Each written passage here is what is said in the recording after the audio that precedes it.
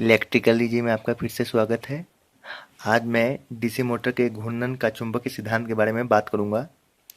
देखिए, DC motor में जो होता है दो इम्पोर्टेंट पार्ट होते हैं। एक फील्ड पोल पार्ट होता है और आर्मेचर होता है।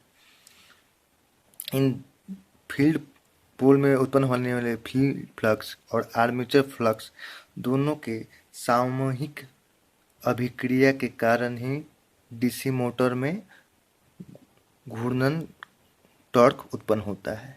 तो आइए पहले देखते हैं किस प्रकार से ये काम करता है।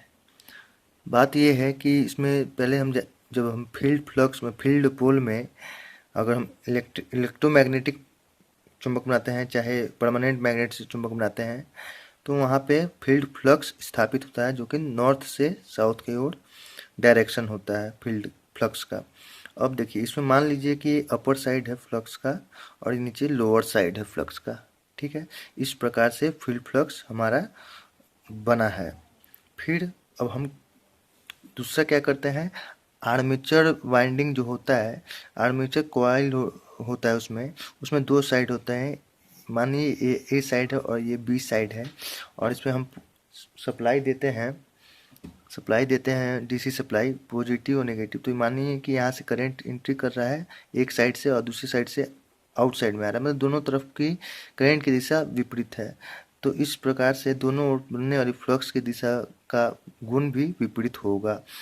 तो जब हम इस फील्ड फ्लक्स को और आर्मेचर फ्लक्स को आपस में अभिक्रिया कराते हैं तो होता क्या है कि हमारा, जैसे कि मैंने आपको बताया, फील्ड फ्लक्स में एक अपर फ्लक्स एरिया मान लीजिए, एक लोअर फ्लक्स एरिया मान लीजिए।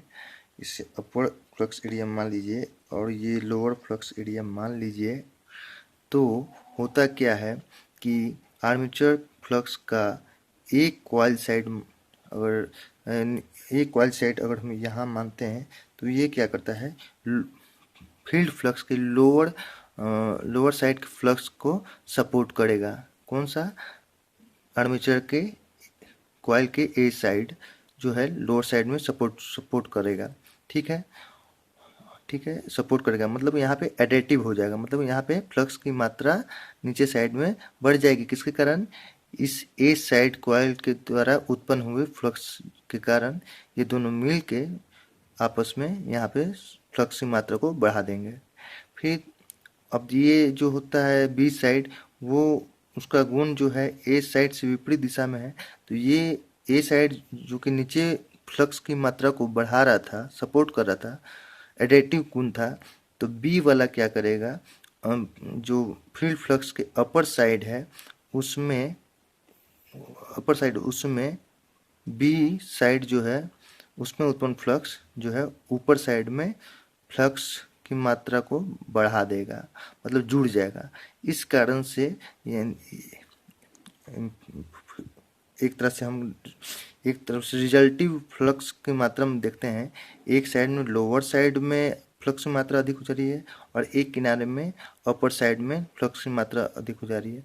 तो इस प्रकार से जब इस तरह के सिचुएशन उत्पन्न होते हैं तो हमारे मोटर के आर्मेचर जो होता है उसकी दिशा किस प्रकार से होगी, उसकी दिशा होगी जहाँ पे फ्लक्स की मात्रा अधिक हो रही उसके जस्ट विपरीत दिशा में।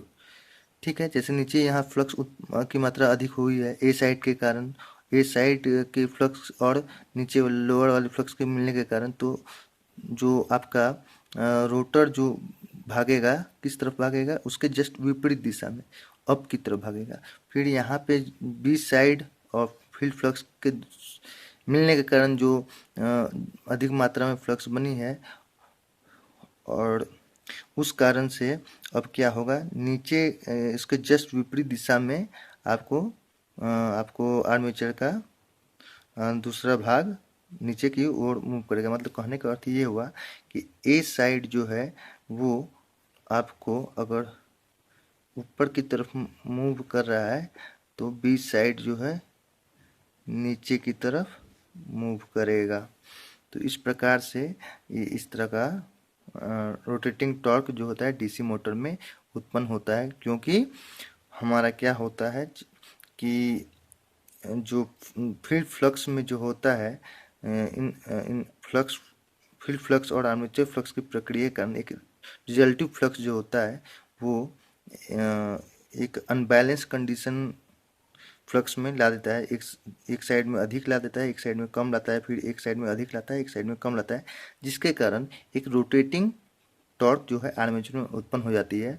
और यही कारण है कि मोटर जो है आपका रोटेट करना शुरू कर देता है, डीसी मोटर में आर्मेचर घूमना शुरू कर देता है। अब बात उठता है कि अगर हम यहाँ पे डीसी सप्लाई को चेंज कर दें, यहाँ पे हम प्लस की जगह माइनस दे दें और यहाँ माइनस की जगह प्लस दे दें, तो क्या होगा, ये जो कि ऊपर हेल्प कर रहा था बी साइड, वो अब इस साइड के नीचे साइड में हेल्प करने लगेगा, और ए साइड जो नीचे इधर हेल्प कर रहा था वो ऊपर की ओर हेल्प करने लगेगा, जिसके कारण अब रनिंग टॉर्क जो है, घूमने का टॉर्क जो है वो अप से डाउन हो जाएगा, यहाँ डाउन से अप हो जाएगा। तो इस प्रकार से आपका डीसी मोटर के घूर्णन का चुंबकीय सिद्धांत कार्य करता है, और इस प्रकार से आपका डीसी मोटर रन कर पाता है। तो यहाँ पे हम देखते हैं क्या कि फील्ड फ्लक्स और आर्मेचर फ्लक्स के संयुक्त प्रतिक्रिया के कारण जो फ्लक्स से एक रिजल्टेंट फ्लक्स जो उत्पन्न होता है, उसमें जो बदलाव उत्पन्न होता है, वही बदलाव जो है डीसी मोटर के आर्मेचर में रोटेशन टॉर्क को उत्पन्न करता है। तो इस प्रकार से आपका डीसी मोटर के घूर्णन का चुंबकीय सिद्धांत पे हमारा डीसी मोटर काम करता है। आप लोगों को ये वीडियो समझ में आया होगा। आप लोगों का बहुत बहुत धन्यवाद।